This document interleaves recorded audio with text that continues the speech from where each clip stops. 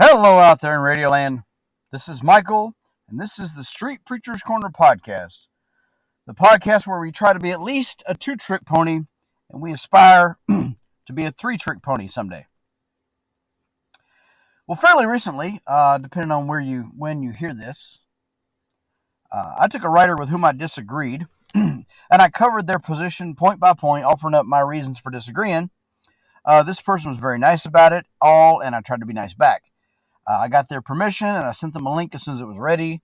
I plugged their stuff, and even made them an open offer to discuss these things if we could ever figure out how to make that work technologically. I then dusted my hands of it and said, well, that's the thing I did. And I went back to the more pedestrian business around here of trying to teach the Bible. But then I found another guy, another writer, with whom I felt much less obligation to be nice. Now, if you're new around here, I accepted Christ in April of 1995 while I was a sailor in the United States Navy stationed in San Diego. Since then, I have been consistently involved in church and consistently involved in the ministry, particularly public ministry, aka street preaching. I have taught the Bible to children and to adults, and I've written Bible Institute curriculums for church history and some other subjects that are being taught on foreign mission fields as we speak. Church and ministry is my wheelhouse, as they say, although most people that say that have never even seen a wheelhouse. Church is a big deal to me and a big deal to God. I have dedicated multiple hours of my podcast to making the case for faithful church attendance and faithful church involvement. I am not a novice, is where I'm going with this. So when you want to talk about church, I'm willing to listen, but I've probably got something to say back. As it turns out, John Pavlovitz wanted to talk about church. And so on May 12th, 2024, he released an article called, "Dear Church, Your Silence is Why People Are Leaving." Now, I got to admit, that caught my attention right away because people are, in fact, leaving churches in droves. I've talked about this before. Where I live in my beloved Southland, you have all these little bitty southern towns with like 5,000 people, 3,000 people, 4,000 people, and you can go into any of those little towns, and you can find at least 3 or 4 or 5 church buildings that were constructed in the 80s and the 90s, and those buildings, when they were built to hold 300 people, 400 people, 500 people. But those buildings aren't holding 300 people, 400 people, 500 people. Those buildings are nice. Those buildings are comfortable. Those buildings are, most of the time, they're paid for. And yet maybe 75 people will meet there on a Sunday morning and maybe 25 on a Wednesday night. I've got a lot of opinions about why that is. And I've been doing this long enough to see different schemes and gimmicks trotted out in response to this decline. Some of which Mr. Pavlovitz accurately takes issue with. What he suggests as a solution, though, is absolutely horrible. And don't worry, we'll get to that. So I wanted Mr. Pavlovitz's, and I'm sorry, if I am mispronouncing this man's name, I apologize. I'm probably going to say it 11 different ways before it's over with. It is Pavlovitz. Pavlovitz is what I'm saying. I wanted his take on this. I wanted the take he has in this article. I wanted it to have some context, at least in my own brain. So what I did is I read a bunch of his other stuff, and Mr. Pavlovitz is to the left of me in pretty much every area that counts. Now, most people are, to be honest, and sometimes the left-right thing, it's a matter of priorities. We can't do everything, and we disagree on what we should do next. That's sometimes what left-right disagreement is. It's just a matter of priorities. Fine. But with this fellow, it's not a difference of priorities. It is a disagreement about what the church is, what the church does, and why the church does it. I will be reading every word he wrote and providing a link to the original article so you can see that I am not taking him out of context. And like I said, the article is entitled, "Dear Church, Your Silence is Why People Are Leaving." And so I'm gonna here we go. Dear Church, the exodus has begun, and it's not going to stop. People are leaving you, and they're probably not coming back. I've been where you are, and I know what's happening within you right now. I know you're panicking, scrambling to understand it all, trying to somehow stop the bleeding, to reverse the swift and steady tide out the doors. Okay, let me just interrupt here for a second for some commentary. Calling it an exodus, capital E exodus, is very interesting. So in the Exodus, the Bible one, as you probably know, God's people were slaves in Egypt, and God had come to free them and to fulfill his promises to them. And that is the backdrop of Exodus. Exodus is about God delivering his people, God keeping his promises to his people. So if your analogy is that what's happening in the church is an Exodus, then the local church has to be Egypt in this story. If people are leaving the church and you're calling it an Exodus, that means they're leaving Egypt. That means the church is Egypt. And God is presumably delivering people from a thing that he instituted and he commissioned. I mean, doesn't that make the pastor Pharaoh in the story? If the pastor's Pharaoh, the next question I have is, what tasks has he been punishing the brethren with? The story in Exodus is the people crying out to God because on the grounds of promises that God had made to them, and in response to hardships that they're having to endure by a authority figure that hates them. So calling the people leaving church in Exodus is really, it's odd to me. I mean, it sounds like he thinks that God is delivering his people from the church unto something greater. Delivering them what the Bible calls the pillar and the ground of the truth. I mean, what would that greater thing be? And what makes it greater? Or is God simply delivering people from bad churches, and they exist? So is God delivering people from bad churches, aka Egypt, to good churches, aka the Promised Land? I'm trying not to overthink his word choice, but right from the get-go, it is obvious to me that he has a very strange idea about the church and how God operates. He says there in the piece I just quoted, "I know where you are, and I know what's happening within you right now." Now, I don't know what this man's church background is, and he doesn't leave many clues. I will assume he is speaking in good faith. I will assume that he has sat in bad church situations and had to decide whether to stay or whether to go. And I don't even know what choice he made. Maybe he left and found a better place. I've certainly done that. Maybe he left and stayed home writing snarky articles on the internet. That is definitely a thing that some people do, apparently. But back to his article.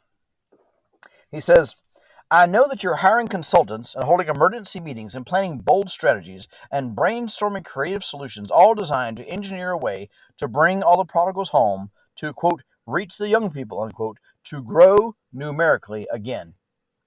Now, he's right. I mean, these things are happening to a varying degree depending on where you look. I would say, and this is just, anecdotal, my own observation, I would say the less traditional a church is, the more inclined they are to seek outside help. And there's probably, half a dozen reasons for that. Like I said, I've watched the gimmicks and the stunts blow into town, and I've watched the stunts blow out of town. I've always been opposed, just on principle, of using worldly methods and marketing techniques and, salesmanship strategies and corporate growth profiles and that kind of stuff. I've always taken issue with treating the Church of the Living God as if it's a rollout campaign for a new flavor of Pop-Tarts. But I started seeing in this area where I live, I started seeing this stuff happen in the early 2000s. That's when I first remember hearing about churches hiring consultants and such, and honestly, none of it worked. Now, there has not been the big influx that those churches shelled out money for.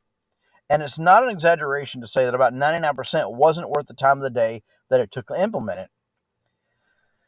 But I would take it a step further. I would say that the people who got caught up in all that, in the numbers side of things, what they did is they wound up losing their focus. If the point of a church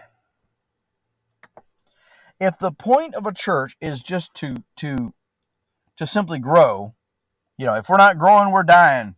If the point of the church is just to grow, then really there's no reason to not do anything. There's nothing that should be off limits to try to get that growth. There's nothing that would be off limits to try to get that growth. You could justify just about anything. You could justify Star Wars Sunday. You could justify whatever in order to get that growth. If that's the point of your organization, is to be constantly getting bigger, then whatever accomplishes that, then it accomplishes the purpose of your organization. But if the point of a church is to remain steadfast to the truths of the Bible and the integrity of the gospel, then there are a whole lot of things that do not accomplish that.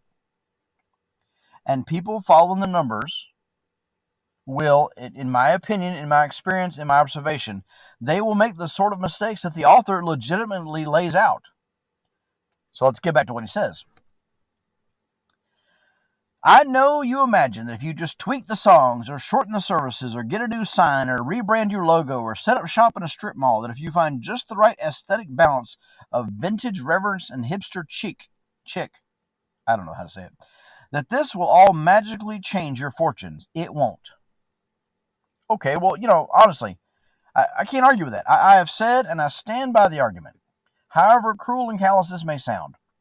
I've said and I stand by the argument that 80% of the churches in my area could close their doors, and other than the people attending, nobody would know or care, and the community would be in roughly the same shape as it was before. But I also say you can get a lot done with 20% that's left if it's the right 20%. I mean, of course, the other side of that argument is whatever you do to draw a crowd, I mean, if you think that's the name of the game, you have to continue to do that to keep that crowd. There's a church in our area. I know the pastor, and he's a good guy. But 20-ish years ago, they were really the first church in the area to embrace the whole, how do I say this? The whole idea of being hip, the whole idea of being the cool church. And here it is 20 years later. So they brought in the new songs, they brought in the lights, and they brought in the fog machines, and they brought in all that stuff. And they were really the first guys in this area to do all that stuff. Well, now here it is, 20 years later, they find themselves in the lamentable position of having to either up their game to compete with all the, strip mall, coffee bar, movie theater churches that popped up after them, or they lose the crowd. And the pastor, like I said, he's a good guy. It looks to me like, just from people that we know in common, that he made sort of a decision that there were some lines he wasn't willing to cross. There were some things he wasn't willing to compromise on. And he's just not interested to cross those lines, to his credit. But because they're not doing the thing that drew the crowd the first time, they're having a hard time keeping them. I'm sorry, I really need to get back to this article. He says, this attrition is likely irreversible, and here's why. The departure isn't about the style of music in your worship services. It isn't about the coolness of the coffee shop facade in the lobby. It isn't about the amenities you have or don't have. It isn't about the tricked-out tech you're getting in the sanctuary. It isn't about the youthfulness and charisma of your lead pastor. It isn't about how many pop culture references you can make in your sermons. It isn't about the bells and whistles of your new website. It isn't about your facilities or your staff or your social media fluency. It isn't about the sprawling menu of ministries and Bible studies you offer. I mean, so far so good. Although, I'm going to take issue with his last, it isn't. It isn't about the sprawling menu of ministries and Bible studies you offer. And submit to you. I'm going to take issue with it. And I'm going to submit to you, my dear listener, that the churches doing all this previous stuff aren't really doing any ministries in the biblical sense. That's a blanket statement. I'm sure you can find an exception. This is just my opinion, my observation.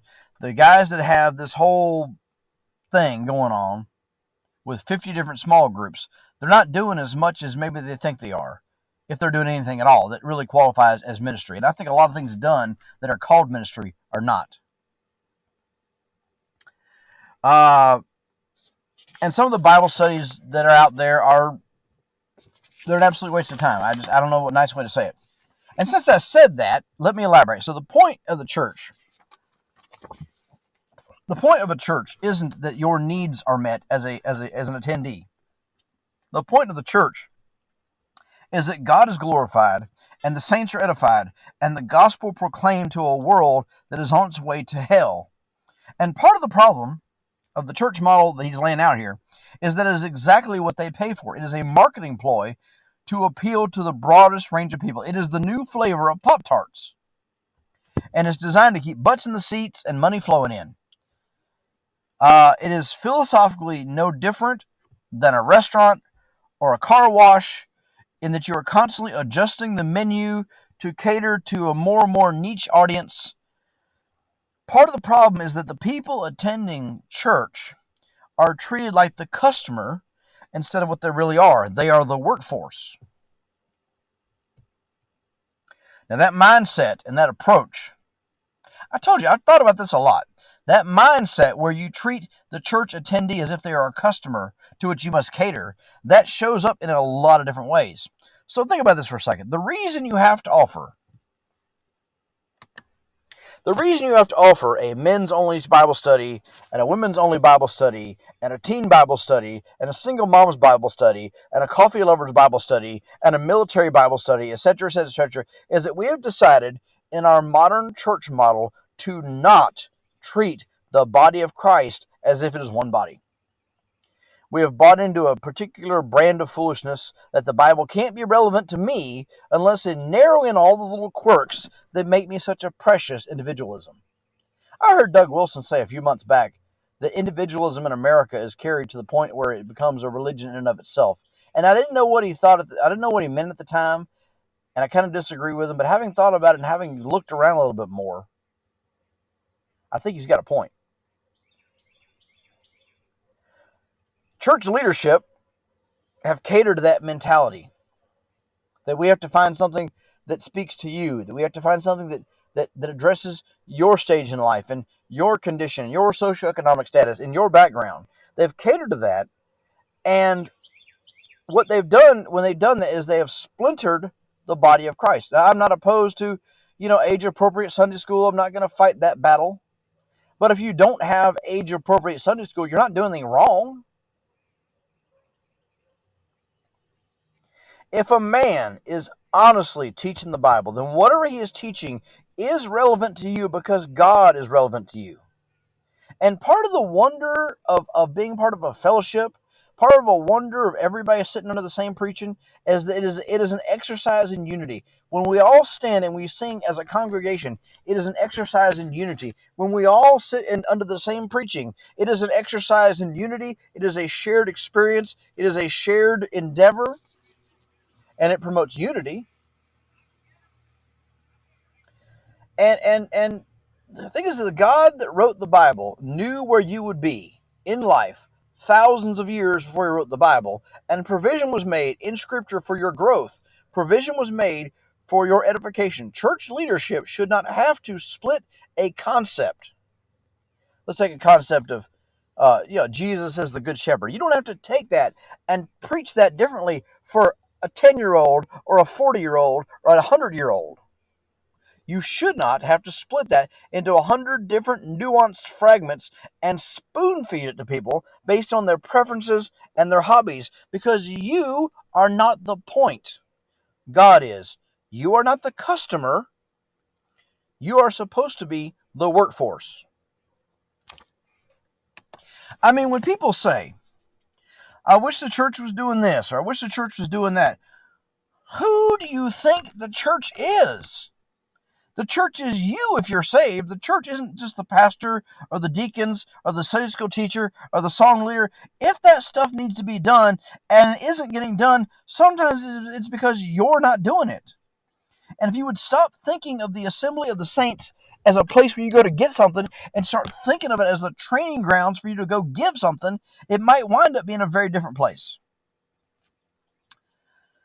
The church I got saved in, the culture of that church was more than just a little bit militant. And the expectation, although I don't know that I ever heard anybody say it out loud, the expectation was when you got saved, you would go and find something to do for Jesus. And so when I got saved, I went with other men who were doing something for Jesus. And we stood side by side, shoulder to shoulder on the field of battle, and I learned some stuff. And I was part of the thing that the church was doing.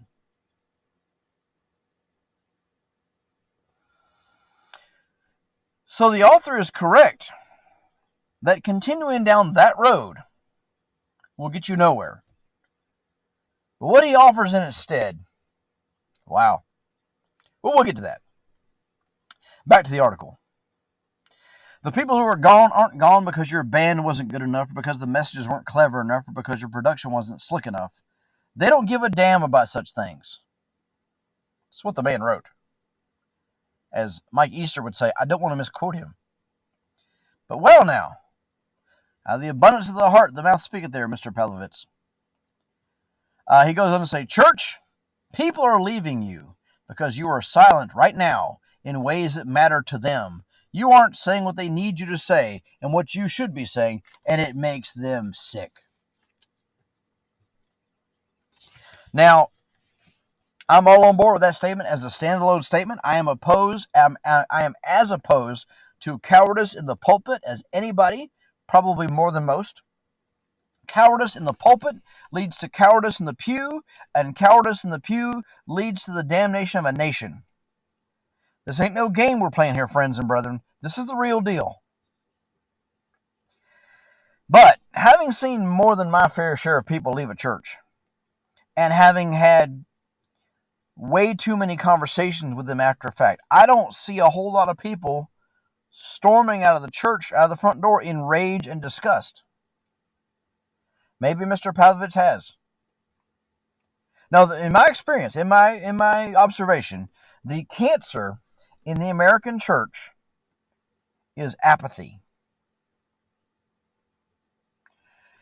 Remember COVID? Remember when the government said you couldn't go to church? Remember when you couldn't go to church, but you could still go to the liquor store and you could still get an abortion? The church we were involved in at the time made a decision. We would continue to meet during the lockdown. And we as a congregation would bear whatever consequences there were, because what we were doing was important. What we were doing was worth going to jail over. Now, people had concerns because there was a nonstop lying campaign going on at the time. So in order to accommodate the fearful as an act of charity towards weaker brethren, in a way to accommodate the fearful, we recorded the services and we made them available as a live stream. And as luck would have it, I was the guy in the sound booth during all that. What that means, dear listener, is I could see in real time from service to service how many people were listening. And in less than a month, I watched those numbers go from about 25 to about 0. And then as people finally began to understand that the coronavirus was not the Spanish influenza of 1917, you would think that people would drift back, but they did not. I know people right now, good people I like, that 4 years later, when they left church, they stopped meeting and they never came back.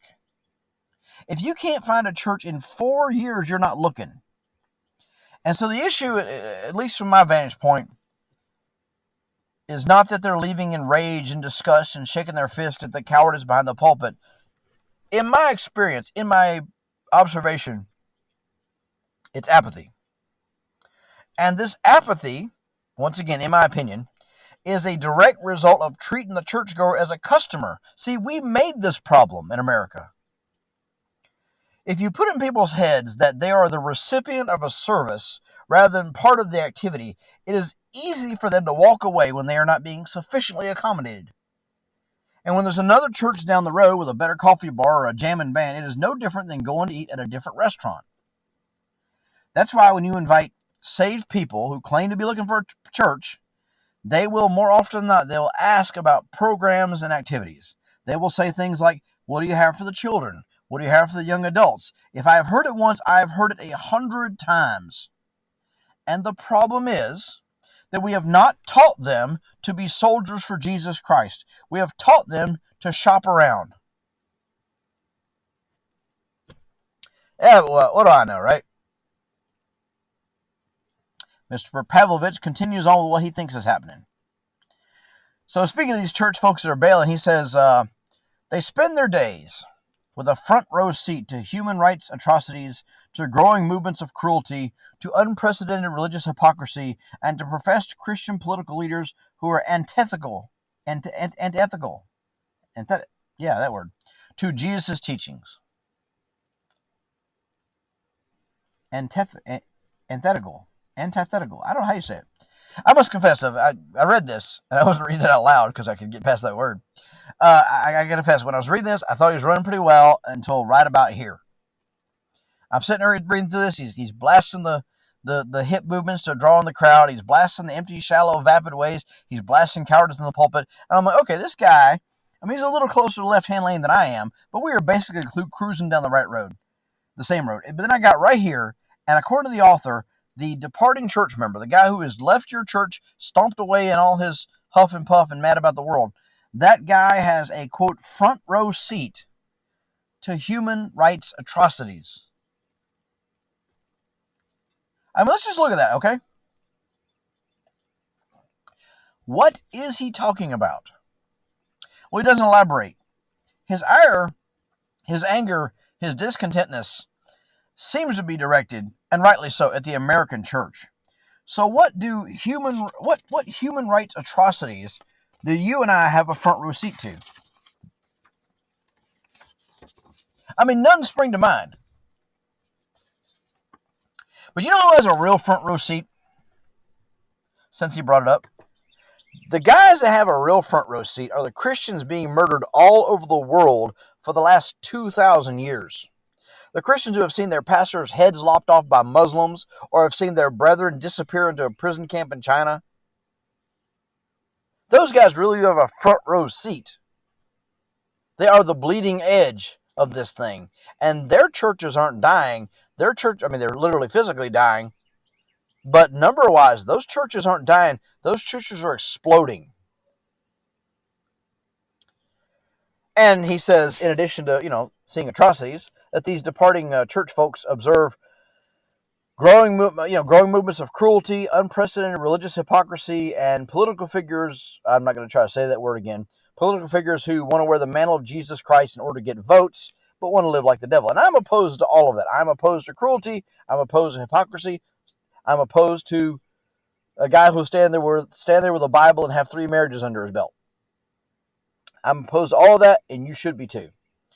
But I suspect, especially once we get a little further into this article, that if I were to pin down Mr. Pavlovitz and have him make me a list, for example, of human rights atrocities or some growing movements of cruelty, he and I would have very different lists. If I were to say, list me everything that you think the church witnesses that is an act of atrocity, and I was to make a similar list, I think he and I would have very different lists. Oh, wait, you'll see. I told you, we'll get there. Back to the article. It says, they live with the relational collateral damage of seeing people they love abandon compassion and decency, people who are growing more and more callous to the already vulnerable. Once again, he's throwing a bunch of buzzwords out there with no real examples. We live in a world, friend, I don't know if you know this, we live in a world where words are weapons, and maybe we always did, maybe they always were. It just seems like it's so much more now. And I feel like I spend a lot of time in conversation saying, what do you mean when you say that? Or can you define that word? Or can you give me some examples? Because people use words that don't mean the same thing to the person saying them to the person hearing them. But since we're on the topics, for example, I would think, whatever that's worth to you, I would think that a major political party in America being ecstatic over the killing of babies would be a good example of someone abandoning compassion and decency. I would think marching down the street to demand the legalization of baby killing would be a fine example of someone who is, quote, growing more callous to the already vulnerable. Now, I would also take issue with the other major political party using the killing of babies as some sort of boogeyman for fundraising and not really meaning the thing that they say that they're against, not really being against the thing they're saying they're against, because when they have a chance to oppose it on a local level, they get quiet about it. But I digress.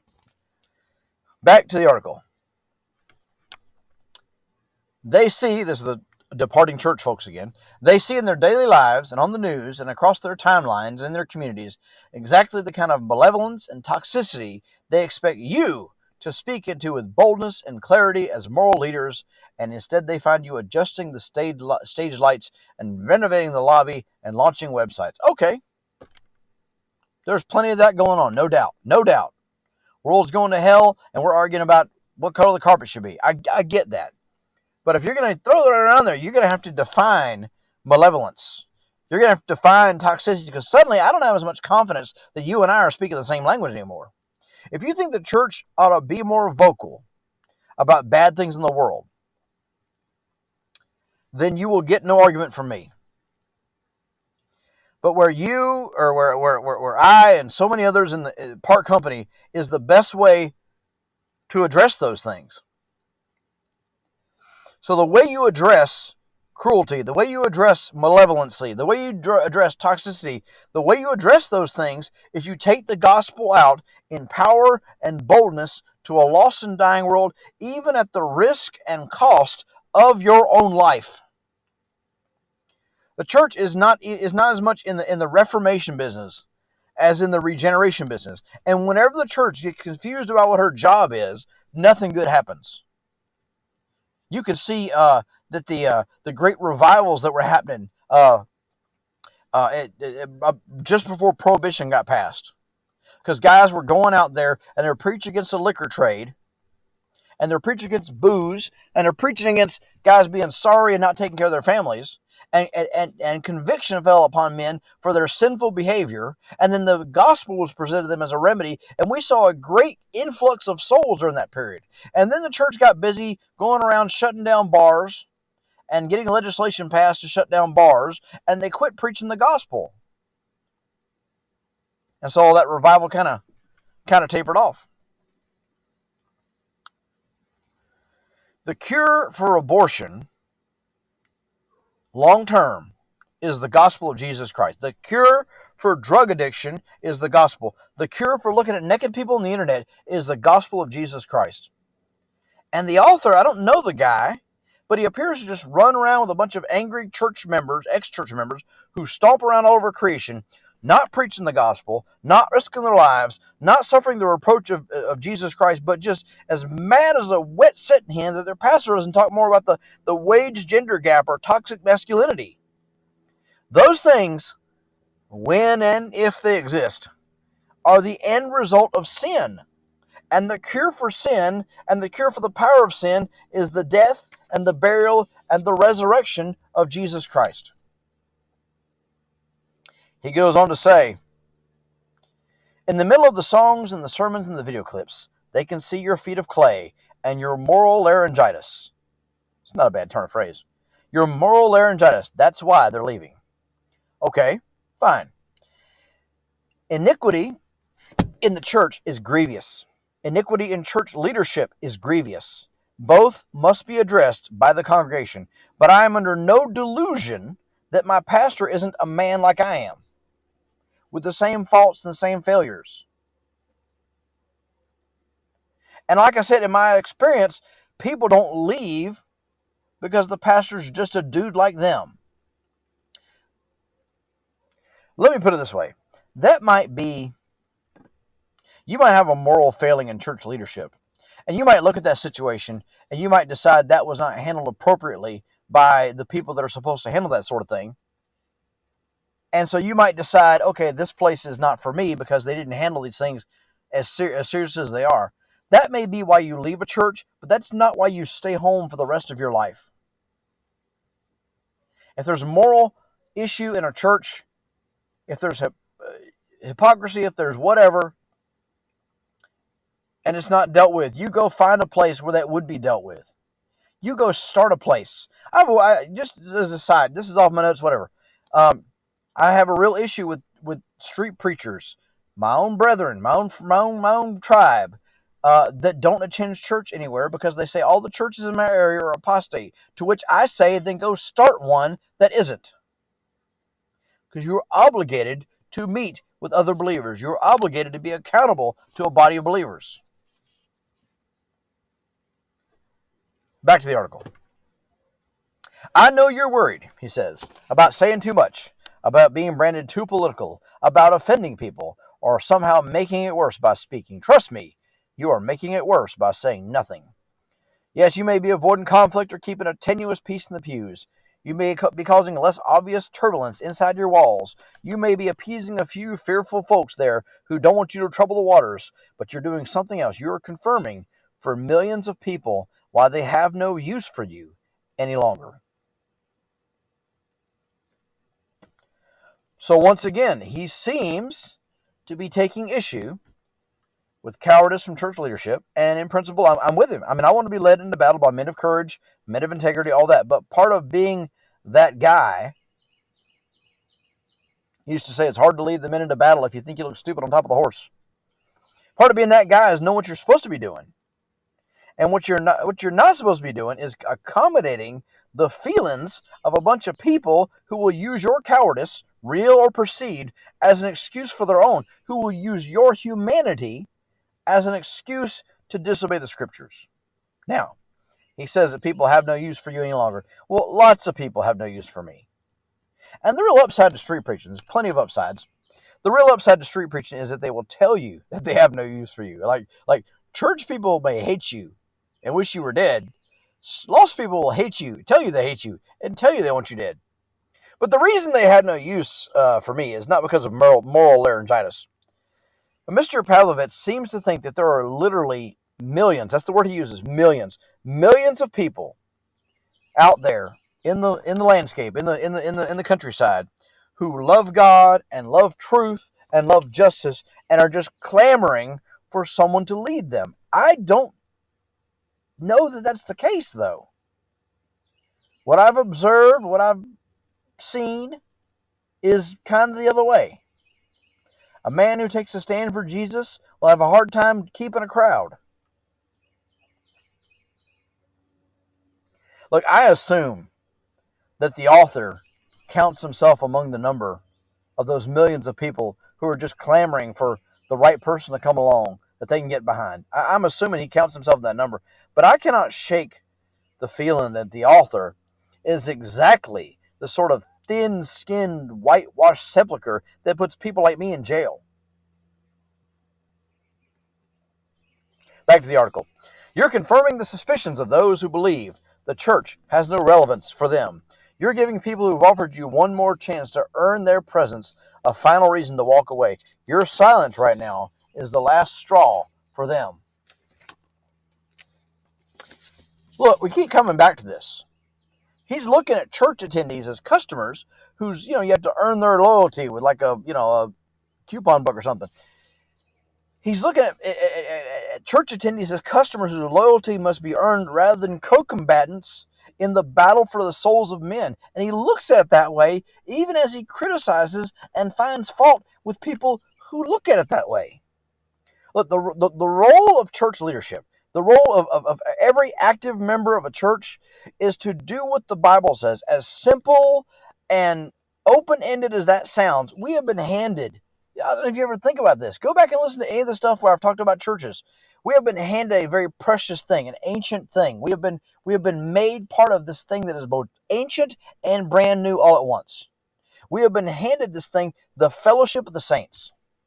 And our duty to Jesus Christ, our head, is to preserve it and promote it and pass it on to the next generation. And if you change things,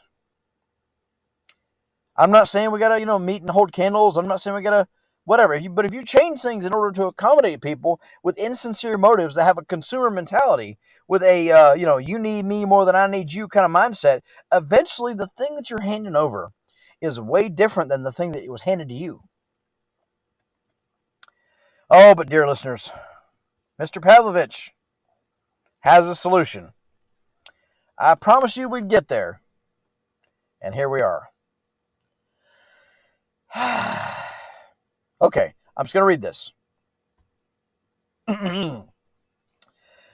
They've been waiting for you to oppose the marriage of church and state, to demand women's autonomy over their bodies, to declare the value of black lives, to loudly defend LGBTQ people, to stand alongside your Muslim brothers and sisters and your Jewish brothers and sisters, to denounce the degradation of the planet, to say with absolute clarity what you stand for and what you will not abide. Now, do you see, friends? Do you see the bait and switch here? He spends the entire article building up this big reveal of where the battle lines are. And once he lays them out, I find out that he and I are standing on different sides of the battle lines. We will take this piece by piece, but I have no reason to think that my audience are a bunch of idiots. If the comment section is any indication, the number of idiots is relatively small. I have no reason to think you're a bunch of dummies. So I probably don't need to elaborate as much as I'm going to. You can probably read between the lines. You've probably picked up on the key buzzwords of this modern age already. But we'll take this piece by piece.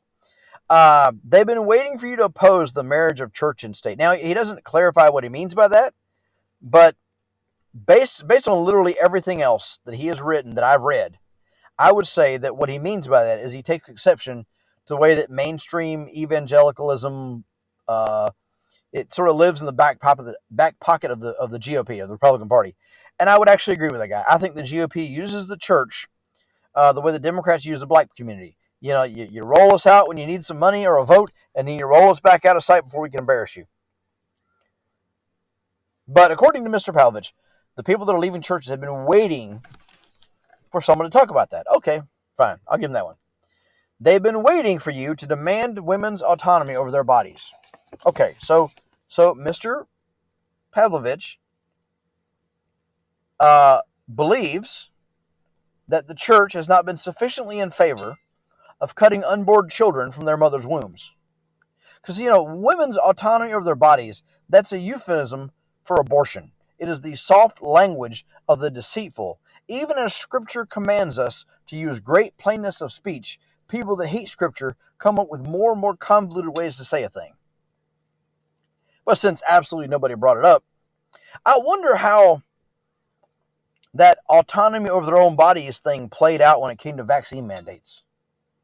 Was Mr. Pavlovitz in favor of nurses losing their jobs and defense contractors losing their jobs and all sorts of people losing their jobs, all sorts of women losing their jobs because they wanted autonomy over their own body? I suspect I know exactly where he stood on that. But back to the article. Let's see. He said we're not enough in favor of abortion. Okay, they've been waiting for you to declare the value of Black lives. Now, if you're not aware, and you should be, the organization that he alludes to, Black Lives Matter, is a racist, Marxist organization that was committed. I saw this on their website with my own two eyes before they pulled it down. I saw this on their website, that they are committed to the destruction of the nuclear family and the downfall of Western civilization. So he appears to be endorsing all that. And he appears to be blasting the church for not being on board with that. So if you really, okay, so tell you what, you really want to declare the value of Black lives, you really want to show the value of Black lives, you go preach the gospel to them. Yeah, I went to Madison, Wisconsin, right after the BLM riots. I tried to get there during the riots because I've always wanted to preach during a riot. But, you know, it was over by the time we got there. And I stood there in downtown Madison within, I don't know, half a block of the Capitol building. It's really weird how the Capitol building in Madison is like right there. Like just boom, it's right there. Everything's around it. But I stood there in the middle of downtown Madison, and I stood in front of burned out buildings, and I stood in front of some graffiti that said, "Kill the white people." And I told whoever would listen about how much Christ loved them and how he gave his life for them. And if they would accept that, they could have real reconciliation, not this false reconciliation that comes from burning the city to the ground. Mr. Pavlovitz would no doubt take issue with my approach. Let's see, what's next? They have been waiting for you to loudly defend LGBTQ people.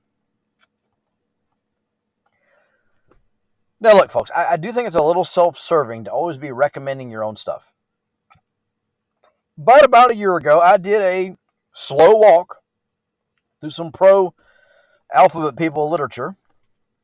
And what comes out of that, if you have an ounce of discernment, is that they, as a group or as a community, they might just be the most paranoid people alive. They are convinced, as a group, as a community, that they live in constant danger from people like me.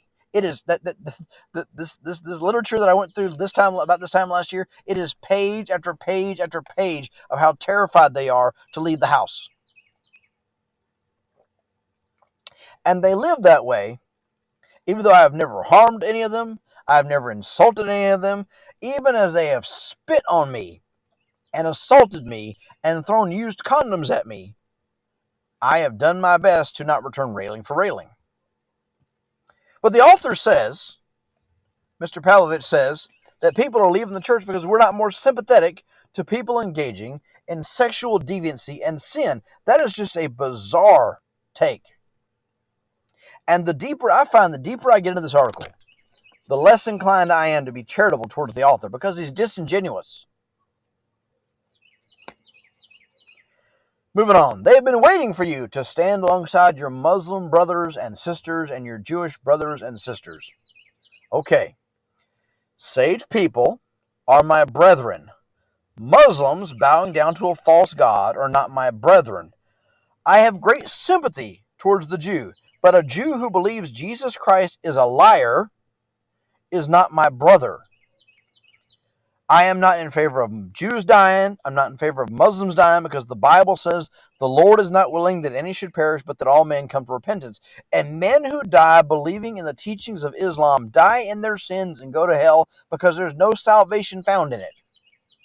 Men who believe in the tenets of Judaism and stop there and die without Jesus Christ die in their sins and go to hell because there's no salvation found in Judaism other than Jesus Christ. There is nothing to stand on besides that. We need to stand, as it says, to stand alongside. Alongside what? Moving on. They've been waiting for you to denounce the degradation of the planet. See, I said it right that time. The degradation of the planet. Now, I'm just going to let that one go, mostly. I mean, that's the subject in and of itself. I will say this, though. Many, many years ago, Rush Limbaugh said that after the fall of the Soviet Union, that the environmentalist movement in America would become the new home for socialists and communists. And I think he was right. And socialism and communism are both predicated upon theft and godlessness, and the church should oppose that whenever it arises, in whatever form it arises.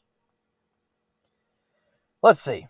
They've been waiting for you to say with absolute clarity what you stand for and what you will not abide. Well, I think I've been doing that for 47 minutes now, so I think we're cool. He says, and you have kept them waiting too long. Now, almost everything he lists is the new trendy incarnation of an old, bad, godless idea. Yet he appears to think that for 2,000 years the church has been on the wrong side of these issues. I mean, then why was there growth in the past? It's not like for 2,000 years the church was all on board with sodomy, and then suddenly in the last 5 years have become opposed to it. Literally, the opposite has happened. And so I could offer as a counter argument that the church's embrace of these things, the church's sympathy towards this list he gave, the church's softening on these issues has led to a lack of growth. History is, after all, on my side on this one. Well, let's let Mr. Pavlovitz wind down, shall we? He says, church, this is him speaking to the church. Church, people can get most of what you offer them somewhere else. They can find meaningful community and entertainment with their families and acts of service to participate in. They can get music and inspiration and affinity and relationships without you. Now, do you see it, dear listener? Do you see how once again he lays out the church as an organization that offers something to attendees? And then the list of things on the menu, there are some interesting things missing. Actual Bible things like edification or instruction or encouragement or fellowship, which isn't the same thing as community. Mr. Pavlovitz sees the church as a source of entertainment or inspiration. In other words, he does not know what we are or what we do or why we do it. He appears to be a man who has spent time and some time, however long, inside a building without understanding the very thing that is going on around him. He says, the singular thing you can offer them is a clear and unflinching voice that emulates the compassionate, activist heart of Jesus. Okay. Mr. Pavlovitz has made an idol and called it Jesus. I don't know any polite way to say that. His Jesus would never say mean things. His Jesus is a community organizer. His Jesus would march in a pro-choice parade. His Jesus would hug the unrepentant sexual deviant. His Jesus is a cardboard cutout of the real thing. It looks like him from a distance, but once you get closer, it ain't the real thing. Let's see here. He says, if you want to really be relevant again, say everything. Well, I've certainly been trying. And by the way, I don't care about being relevant. And if you're a Christian, neither should you. We've always been irrelevant. The fact there used to be more of us and we used to have more cultural sway doesn't mean we were ever relevant. We've always been the outsiders. We've always been the fly in the ointment. We've always been the thing that people could not wait to get rid of. I don't care about being relevant. I care about being faithful to the Word of God. I care about standing for what's right, even if it means I stand alone. And Mr. Pavlovitz seems to think that if I stand alone, it's because I'm standing in the wrong place. Speaking of standing, he says, stand on your platforms and your pulpits and specifically name the bigotry. Precisely call out the corrupt, powerful, unequivocally condemn the policies and movements that sicken you. Jesus did.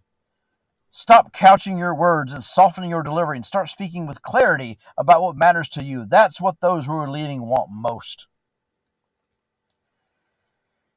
As I've said repeatedly, I don't think that's why people are leaving, but even if it was, the obligation of a born-again Christian is to obey God, not to cater to people who have made themselves enemies of God by their wicked works. I would rather offend Mr. Pavlovitz than offend God.